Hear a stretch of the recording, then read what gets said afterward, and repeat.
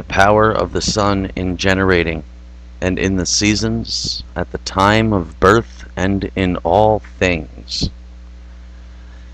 In the birth chart of each person, the very position of the moon itself declares the lord of the nativity and the moment of conception.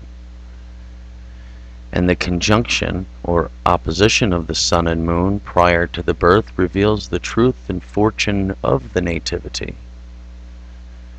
In any given chart, that portion of the sky where the part of the fortune falls is called the daemon of the nativity by the ancients, and it portends or governs, as the Egyptians say, the tenor, the whole life. The part of fortune is designed by the space observed between the sun and the moon, projected from the degree of the ascendant. Thus, it is through their knowledge of the sun's motion that astronomers discover and measure the movements of the planets.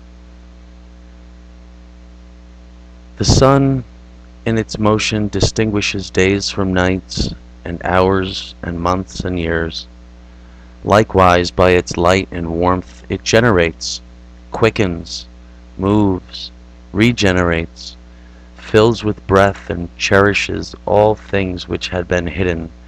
And its first advert is reveals to them and signals the coming and going of the 4 seasons of the year. And regions which are too remote from the sun are likewise remote from life.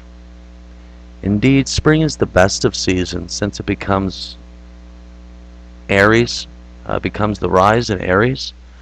It's the kingdom of the sun.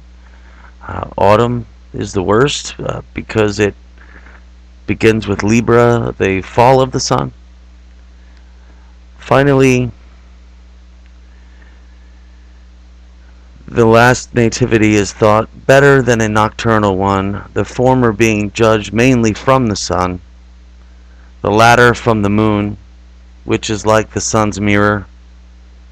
The celestial figure of the nativity is divided into 12 parts. Astrologers appoint the 9th part of the sun and the 3rd to the moon, calling the former god and the later goddess. And they believe that wisdom, faith, religion, and eternal glory are the greatest gifts of each. For the sun signifies all these things and simply all the essential truth and prophecy and kingship. It follows from this that the sun ascends to the midheaven. It fosters the vital and animal spirits in us in a miraculous way, and it descends, each spirit debilitated. This is why David, the trumpet of the Almighty God, rising to his lyre at daybreak, broke forth into song and exclamation. It is vain for us to get up before dawn, for it is clear that the rising sun brings every benefit and revives our spirit, which, wonderfully aroused and illuminated, are called to sublime things.